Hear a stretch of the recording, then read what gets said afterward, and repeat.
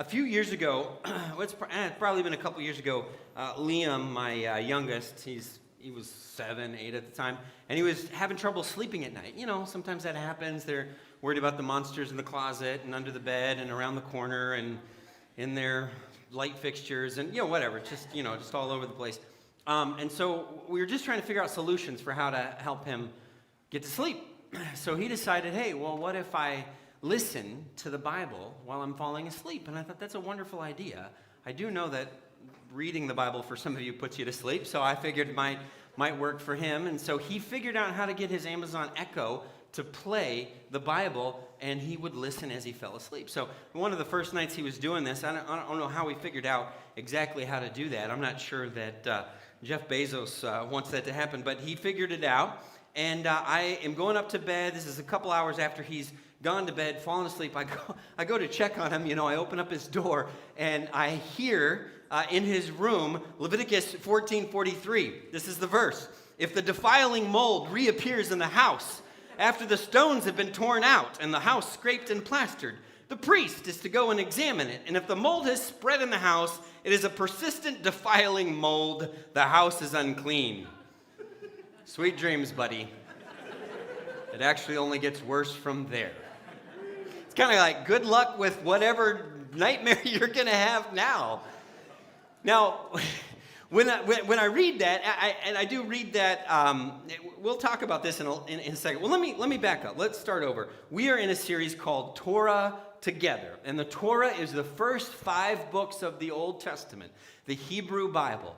We've made it as a church. We've read together, and we've stayed current every day. I am completely sure from Genesis through Exodus. We got through the laws of Exodus, and some of you are like, wow, I'm really grateful that we have made it through some of those difficult laws. They're a little tedious. I can finally relax as we get into Leviticus. And then you were hit with 7 chapters of exactly how to offer a sacrifice. And it was pretty bloody. It was kind of horror movie bloody. It was like, put your hand on top of the ram, slit its throat, sprinkle the blood on the side of the altar, make sure that it's not defiled. And you're reading that and you're just like, oh boy, this is intense stuff. We're right in the thick of it. Now, in the story, remember, you have Genesis all the way through. They're in Egypt, and then the people of the Hebrew people are rescued out of Egypt, and they go to the mountain. They're given the law. They're still on the mountain. That's where we are. And then at the end of Exodus, we were given these really detailed instructions for this tabernacle. It was a portable temple, and we were given instructions. We read through that, and you're like, okay, 150 cubits here, 50 cubits there. What is all this? We talked about what it was like to welcome the presence of God into the midst of the people. But most people don't have a special place in their heart for Leviticus. I'm going to guess that if you're one of those underliners in your Bible, you have very little of Leviticus underlined. I'm going to guess if you're one of those people that likes to use a little Bible verse on a caption on your Instagram posts, it's rarely Leviticus. It just doesn't happen very often. Unfortunately, Leviticus kind of gets treated like a punchline. I hear criticism of the Bible. It's usually a verse from Leviticus that people are like, this is ridiculous. I can't believe that this is in the Bible. You really believe this is a divinely inspired book? I hear a conversation or have a conversation with a skeptical friend who's like, I'm not sure I agree or believe in all this stuff, and then they'll point to a verse in Leviticus. I mean, Leviticus is kind of this verse that's utilized to say, see, this isn't relevant, this isn't important, this isn't something for us. If you want to hear complaints about God's character, they'll point to something in Leviticus, and they'll say that, why would God teach that? Why would God do that? I was driving through Minneapolis, down Lake Street in Minneapolis, and saw this tattoo parlor, Leviticus Tattoo and Piercing. Do you know why it's called that? Because people, religious folks who want to be against the idea of tattoos have used a verse in Leviticus, I would argue misused a verse in Leviticus to say you can't get tattoos. And so this tattoo parlor was like, well, we're going to call ourselves Leviticus Tattoos. And it's so easy. If you want to go to the book of Leviticus, grab a verse out of context and use it for whatever purposes, you can do that. And it's become this point of contention in sort of religious culture wars because there's so much that's strange. It is kind of a punchline. And on top of that, it's a little awkward. Honestly. I don't know how far many of you have gotten, and I know some of you are like, well, I'm not even going to get very far now after this sermon, but hang on. I'm going to tell you why it's actually good. But at the beginning, not at the beginning, it talks about the sacrifices, but as you get into it, it starts talking about things like festering wounds. Uses that phrase, festering wounds. It talks a lot about mildew, as we read. Liam learned about that in his sleep. It talks a lot about incest, and there's a lot of blood. And it's confusing and awkward, and honestly, it can feel a little hard to defend if people are saying, oh, this is your Bible, this is what's in your Bible. It's kind of like Leviticus can feel a little bit like that weird friend that you get but nobody else does, and you feel like you're constantly having to defend them. Now, I understand all that criticism, but I do think it misses the point. Because I think it's fair for me to say that so far in this process, I was less familiar with Leviticus, but it became one of my favorites. It became one of the most interesting books because there's something happening in Leviticus that if we're unwilling to dig a little bit and get below the surface of the festering wounds and the blood and the sacrifices, we're going to totally miss what's going on behind the scenes, something incredibly important. And so we're going to do something odd this morning. I'm going to give you 4 tools for learning to love Leviticus. And we are going to cruise through the first 3, and then we're going to spend the bulk of our time this morning on that 4th one. The rest of our time is going to be focused on this one that I think is probably the most important. About 5 minutes in the first 3, most on the last. Number one tool for learning to love Leviticus is this: sit with the strangeness. If you're taking notes as you read through Leviticus and you're like, what in the world is that? Don't just rush past it. Sit there and ask yourself, why is that weird? Why is that uncomfortable to me? Why is that confusing? What is going on? Because if we believe that Scripture is given to us to reveal God, then sometimes we're going to be confused because God is an infinite being that is difficult to understand. And so if we're spending time and like, I don't understand what that is about, then we should just sit there rather than to make assumptions about what we believe or what we think and how Leviticus or the Bible in this situation is wrong. If Scripture is reshaping us and challenging us and changing us, there's times we're going to feel uncomfortable with it. There's times we should feel uncomfortable with it. Discomfort and confusion are part of growth. That's part of what it's all about. So ask yourself, why do I find this stuff weird? There's an entire chapter about unlawful sexual practices in relationship. And I mean, it's strange to read through that. But then ask yourself, what is God trying to condition and encourage in his people through these texts? Secondly, you got to consider their culture. Now, I realize this is obvious, but you got to consider their culture. Like we read Leviticus, and you're like, yeah, there is a lot of blood in Leviticus. Well, part of it is because when I want to eat a hamburger, I go to Target and buy meat and grill a burger. I don't have to go out to the barnyard and find my least favorite cow and massacre it and then do whatever you got to do to cow. I have no idea how it works. I don't know if you eat your least favorite cow. I don't know how any of that works because I grew up in a society where I'm distant from all of that. When I was younger, my uncle had sort of a hobby farm, and he had a bunch of chickens, and he had us kids come out and watch him slaughter the chickens. And that's the word they use, slaughter. It's just like, it's kind of gruesome. Have you ever seen a chicken get slaughtered with like a hatchet or an axe? It's pretty gross. It seems a lot like Leviticus. Cut the head off, and the thing runs around, and blood, and I don't know, I had to have been like 6 or 7 years old. I didn't eat chicken for a while because it's pretty wild. So you got to consider their culture. It's very different. God is doing something different with them, drawing them out into something new. And of course, he's going to leave all the basics. In fact, he talks about this. He says, these things that I'm telling you to do, you've got to avoid them because the nations around you do them. They engage in these behaviors, and that's not who you are going to be. We're going to be different. So he gets really basic. And then thirdly, the thing you got to do to begin to love Leviticus is acknowledge the abstract. Concepts like guilt and forgiveness and gratitude are sort of abstract. So it sounds weird to us when Leviticus says, hey, if you are guilty before God, go out to your barn, grab yourself a ram, bring it into the center of town, into the tabernacle, have a conversation with a priest, kill that thing, and I will forgive you. That sounds weird to us. We don't interact with God that way. But he's taking this abstract idea like guilt, and he's making it very concrete, and there are definite steps. There's a recipe to follow to help people understand what they do with their guilt and gratitude and joy and sense of peace, even when they want to acknowledge the goodness of God. Here's exactly what you do. And I can imagine that would be pretty helpful in some cases. So acknowledge the abstract. It's kind of like when a toddler gets hurt and they're just, devastated.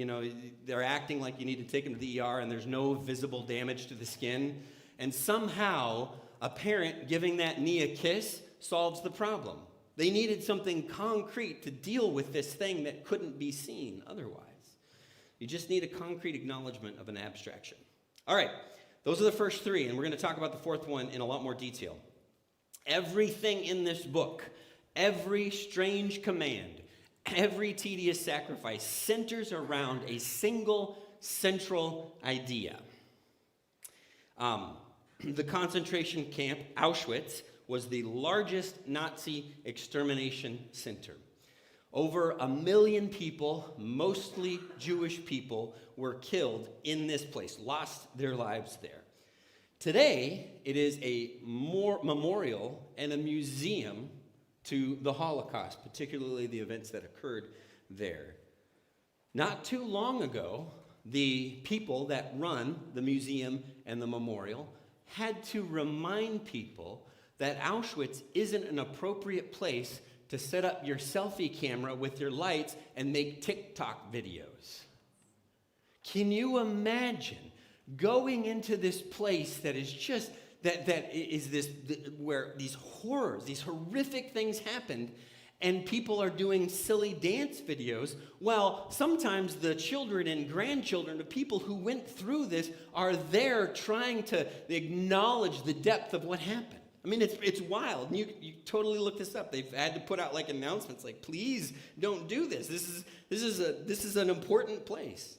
Now, the problem with that is both obvious and hard to articulate. All right, is there a problem with making a TikTok dance video? Yeah. All right, if you're over 48, yes. But if you're younger than that, like I make TikTok videos all the time. You can look for no, I don't. I'm just kidding. No, whatever. Make a dance video. Who cares, right? There's nothing morally or ethically wrong with doing something like that. Should you do it at Auschwitz? No. But how do you define that delineation? How do you distinguish between those things? It's not illegal, but it's totally inappropriate. It's so inappropriate to be silly in a place so solemn. It totally misses the point of what's happened and what has happened. When you go to a place like that, you should experience a sense of heaviness, a weight, potentially a sorrow. I took my daughter, we went on a trip to New York City several years ago, and we got to go to the 9/11 museum. She wasn't even alive when that happened, the memorial at the base underneath the memorial where it is. And you just walk into that place, and voices get hushed. Nobody's walking through there snacking on food. It's just a somber place because the weight and the gravity of what has happened there sits heavy on people. And when people can walk into a place like that and be silly and goofy, it's totally wrong. You're not understanding something. You're missing the point. It's just weird. Now, Auschwitz or the Holocaust is so heavy that it's beyond time. 80 years later, and you still shouldn't be silly in a place like that. In fact, you could go to the Holocaust Memorial in D.C., far from where these events happened, and you still are going to have that sense of weight and heaviness. If you could imagine that weight, that heaviness, if you could imagine that as like a tangible thing, and you could see that, then it would help us understand what Leviticus is trying to get at. Even jokes about the Holocaust today might elicit a shocked laugh, but they're going to get somebody in trouble. Somebody dressing up in like Nazi regalia is going to get them in trouble because of the weight of what happened there 80 years ago. This experience is so unique that people borrow religious language to try to describe it. They use words like, hey, this is a sacred place. or this is hallowed ground, or you need to have a sense of reverence here. That's religious language to try to describe something that's not particularly religious. It's weighty, it's heavy.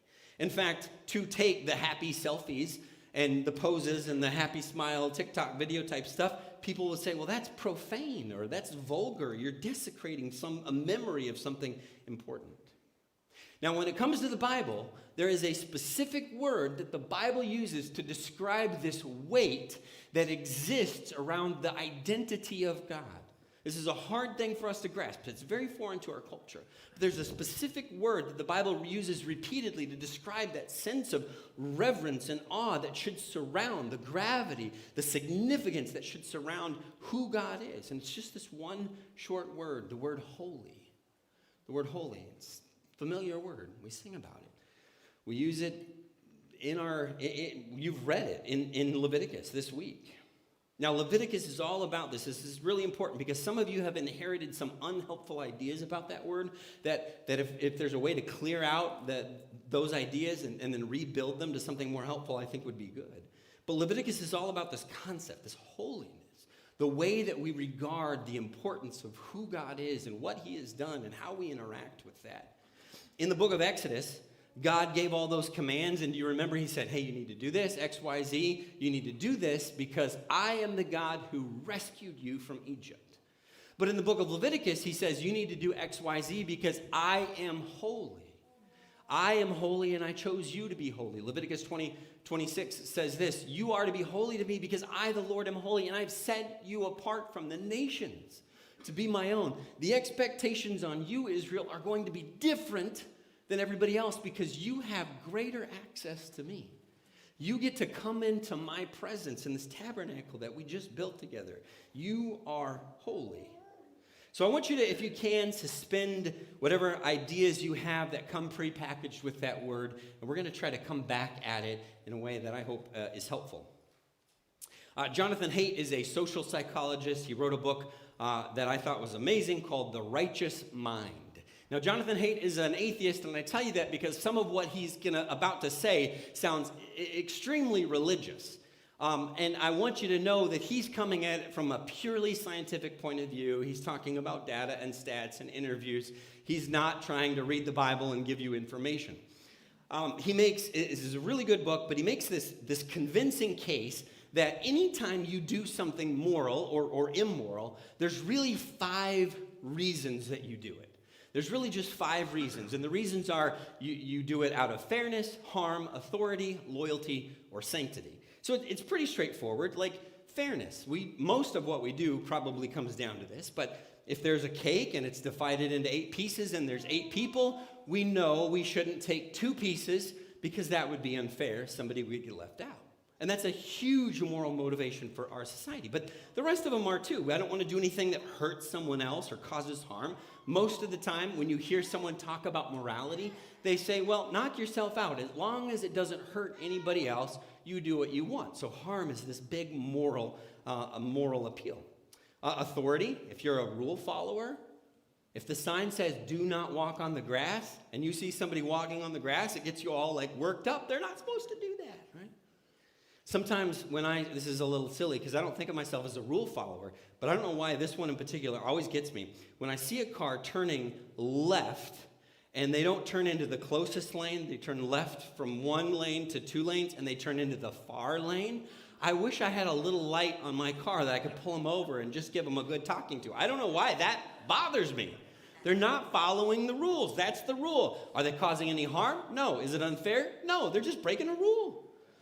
Loyalty, I do this because they're my family or they're my neighbor. I do this because I have some obligation to them, some sense of loyalty to them. Most of our society operates from that fairness-harm paradigm. I'm not sure why we've settled on those 2, but non-religious people in particular operate from the fairness and harm and kind of neglect the other ones. But the one we neglect as a society generally is that last one, sanctity. Even Inside Out had disgust as one of the emotions. But we've moved away from that, like this issue of disgust. Now, it's not nearly forgotten. It's not totally forgotten, but it's just not part of our moral imagination. We don't really navigate the world with a sense of sanctity. The dictionary definition of sanctity is holiness, regarding a thing, an object, a person, a place as special or sacred. We just don't interact with the world in that way hardly at all. And it feels like it's becoming less and less and less as a society. Now, our culture prioritizes harm over holiness as a moral imperative. I'm not sure why. I think that would be interesting to understand. But we do have a little of this, besides TikToks at Auschwitz. We do have a little bit of this, like, hey, you need to behave in an appropriate way. For example, you might, I don't know, you might kiss your spouse, right? But you probably do not share a toothbrush with your spouse, right? I mean, you're like, yeah, I don't know. Maybe some of you do. I don't, whatever. You do you. But it's likely you don't. Now, you're willing to share germs, except when it comes to the toothbrush. And some of you are like, well, yeah, it gets right in there in the crevices of my teeth, and I don't want somebody else using it and getting their back. But you're sharing bacteria other ways. But there's something, it seems a little silly to use this word, but there's something special or sacred or holy about my toothbrush. It has been set apart for my use. It should not be used in any other form or any other fashion or any other person's mouth. It should not be used to clean anything. It should not be used in any other situation. I would never, now some of you would never in a million years eat a sandwich in the bathroom.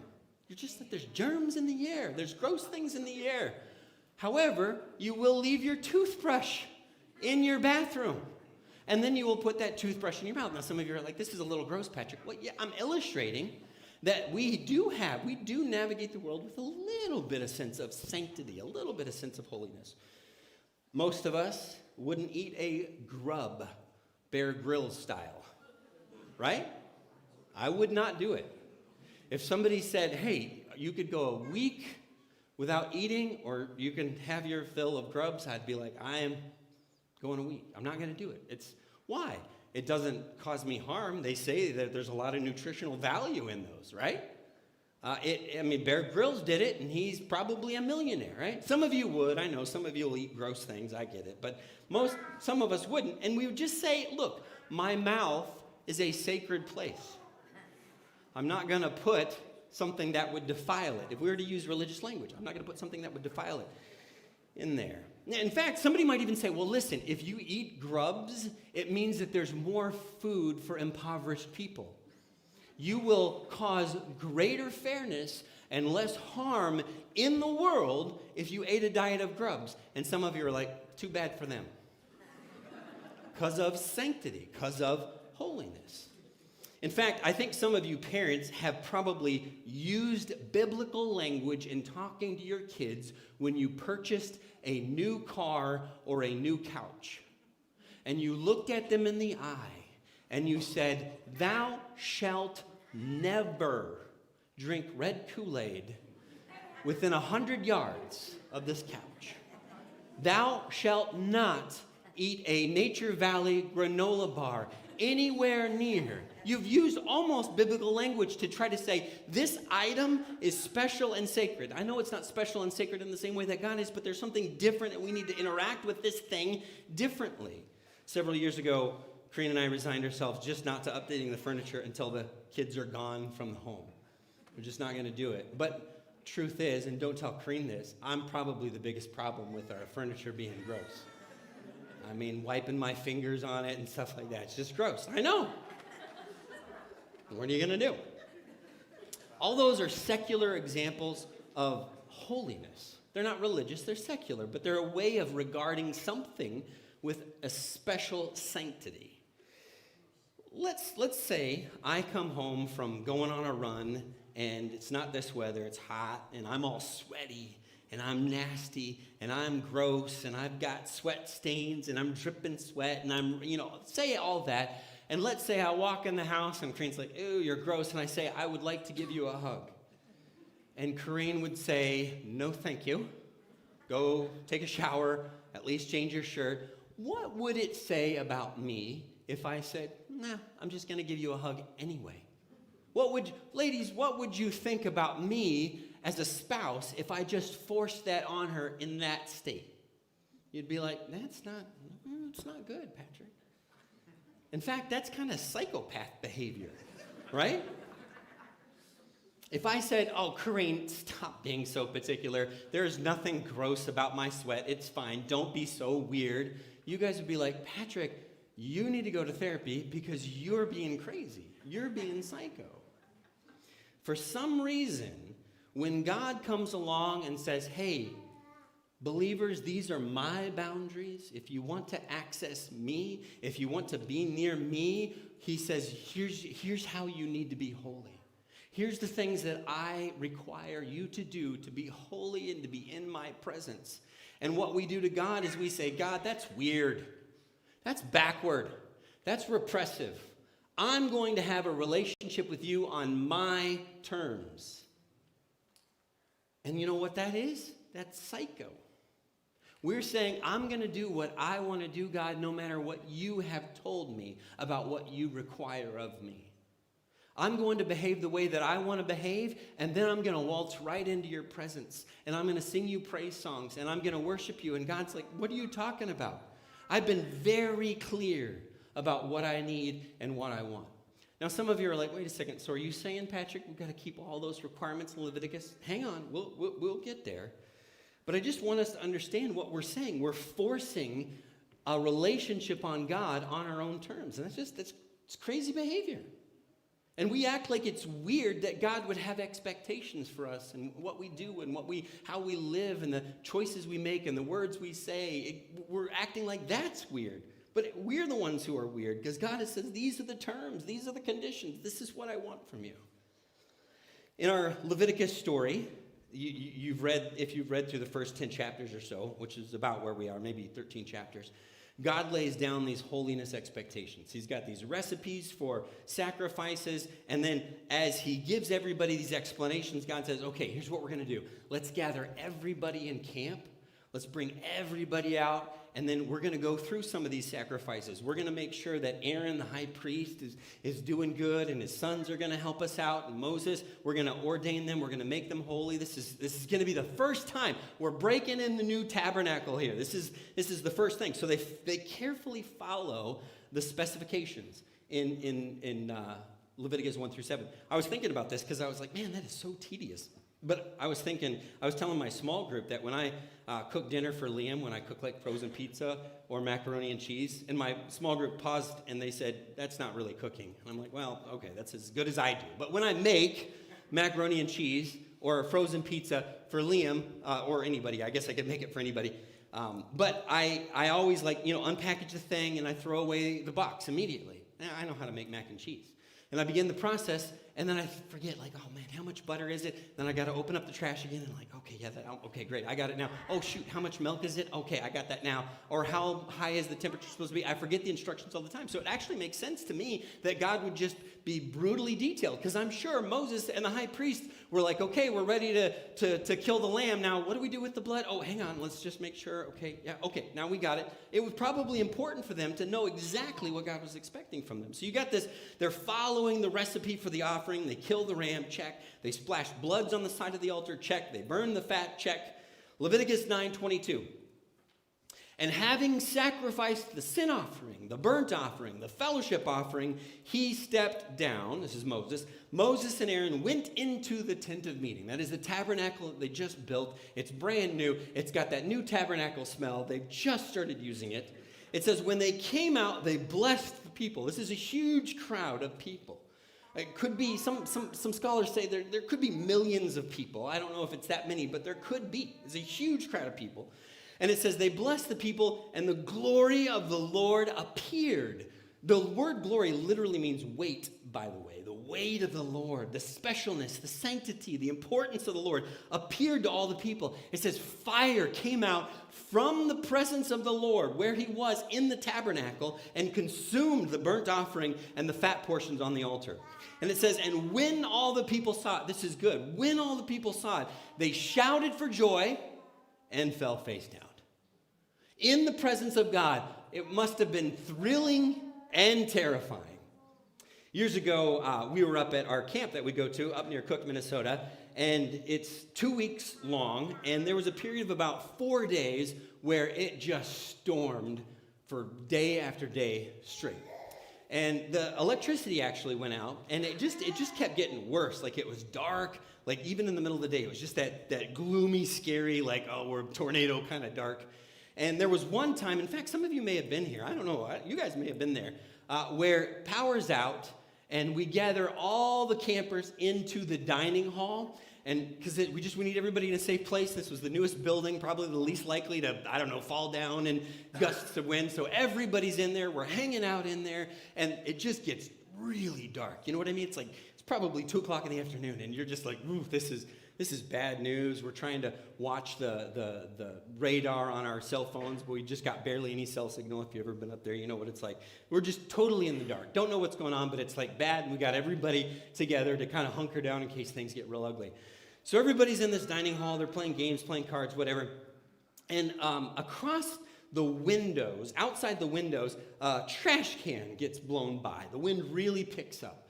So the guy who was directing camp at the time, a guy named Ryan Dickinson, he's like, well, I better get that trash can before it's in Canada. So he puts on his rain jacket, and he rushes outside, grabs this thing that's bumped against the side of something, and he grabs the trash can, and he turns to come back inside. And as he does, the closest I have ever been to lightning strikes.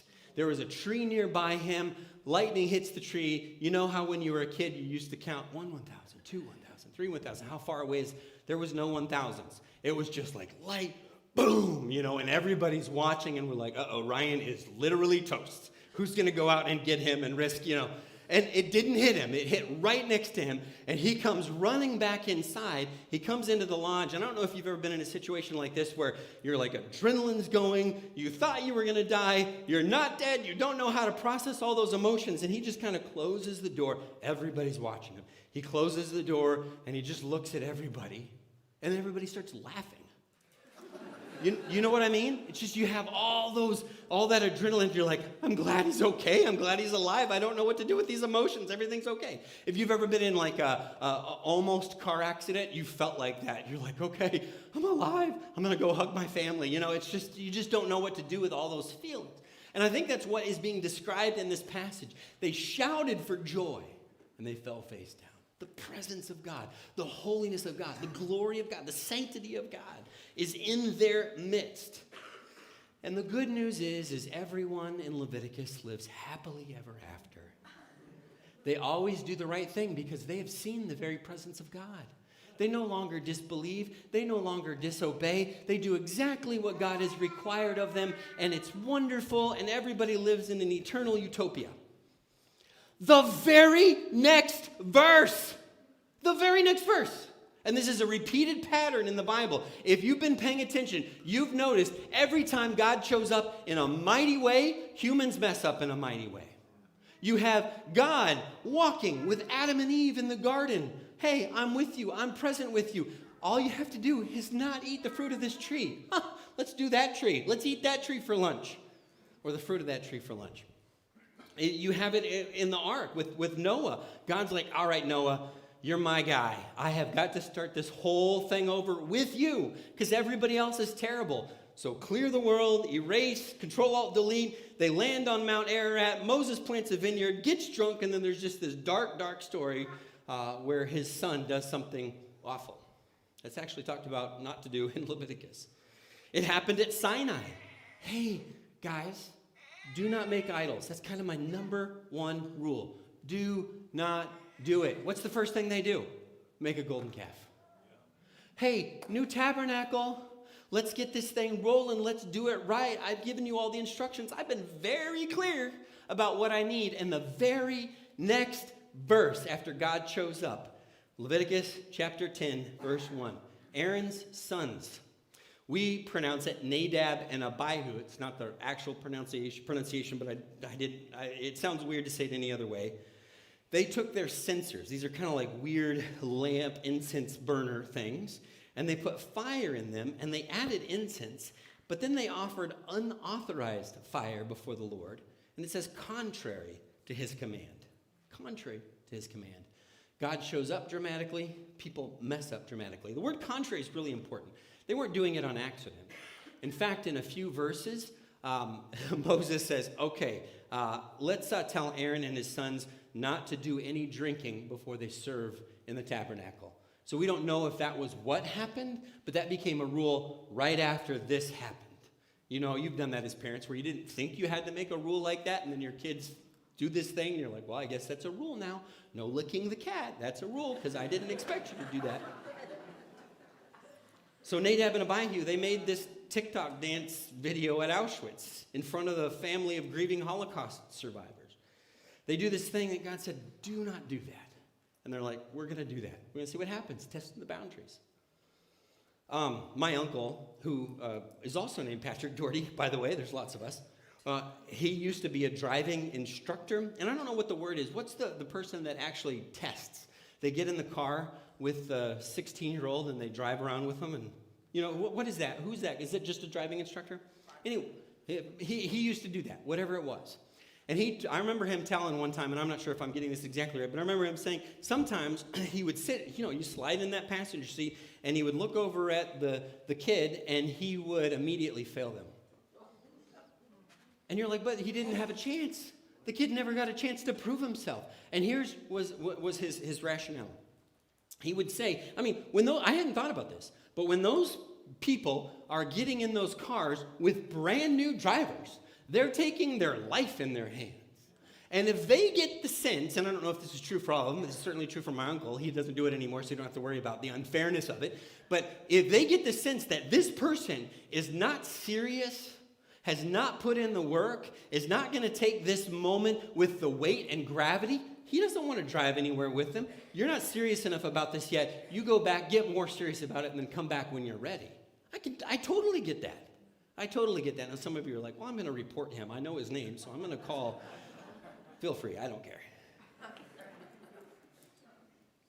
I mean, you can imagine. You would do it, too. If you slid in the seat and there's this, I don't know, punk kid who's giving you attitude and, won't look you in the eye, you'd be like, you're not ready. X. Why? Because driving is a dangerous privilege. It's a dangerous privilege. You could seriously hurt yourself and others. Access to God is a dangerous privilege. It's a wonderful and dangerous privilege. Leviticus 10:3, fire comes out from the tabernacle and ends the lives of Nadab and Abihu. Leviticus 10:3, Moses then said to Aaron, their father, this is what the Lord spoke of when he said, among those who approach me, I will be proved holy. You can only get so close to the sun without getting burned. In the sight of all people, I will be honored. All right. Okay, Patrick, great. So what? So what? That's all interesting, but we don't have a tabernacle. We don't live in the Hebrew Bible days. We don't live at the base of Mount Sinai in the wilderness with millions of other Hebrew people. So what? We're not offering sacrifices. Jesus fulfilled the law. You talked about that before, didn't you? Well, first of all, I think all this brings the New Testament to life. For example, Romans 12:1, when Paul writes, hey, Paul's steeped in these stories. And when he writes, I urge you, brothers and sisters, in view of God's mercy, offer your entire bodies, like those rams and those sheep and those pigeons. Offer your whole body as a living sacrifice, a holy and pleasing sacrifice to God. This is your true and proper worship. We think worship is right before the sermon when we're singing songs. And he's like, no, it's to offer the entirety of your lives. It gives nuance and depth to that. But it also helps us understand our relationship with God. And we're going to wrap up with just two short verses. Hebrews 10:14. This is the one we read earlier. Miguel read for us. For by one sacrifice, not daily sacrifices of rams and sheep and goats, for by one sacrifice of Christ, he has made perfect forever. You have been made perfect forever. And you're like, I got some skeletons in my closet. You have been made perfect forever. Well, yeah, actually, just this morning, I had some thoughts that weren't pure. You have been made perfect forever by the sacrifice of Christ. But look at what he goes on to say. He is made perfect forever, those who are being made holy. Yes, you have some work to do. You've been made perfect forever, and you're being made holy, acceptable to God. And then Ephesians chapter 5 and verse 3, but among you, listen to this, among you, this is because you have been made holy. Among you, there must not even be a hint of sexual immorality or of any kind of impurity or of greed. These are improper for people who have already been made holy. It's so valuable to know that we can waltz into the presence of God, but it would be utterly ridiculous for us to behave in ways that God says, that's contrary to who I am, that's contrary to my character, that's contrary to what I want for you and the people around you. We're going to sing a song in closing called Behold Our God, and it's a song that acknowledges the might and the awe of God, and I think it's got to start there. I think the redemption of our character has to start with the holiness of God. It can't start with our holiness because we're not. It has to start with who we believe God to be, what we believe God has done, and then we begin to say, you know what, these ways of being and thinking and living and behaving, no more. Let's stand this together and sing.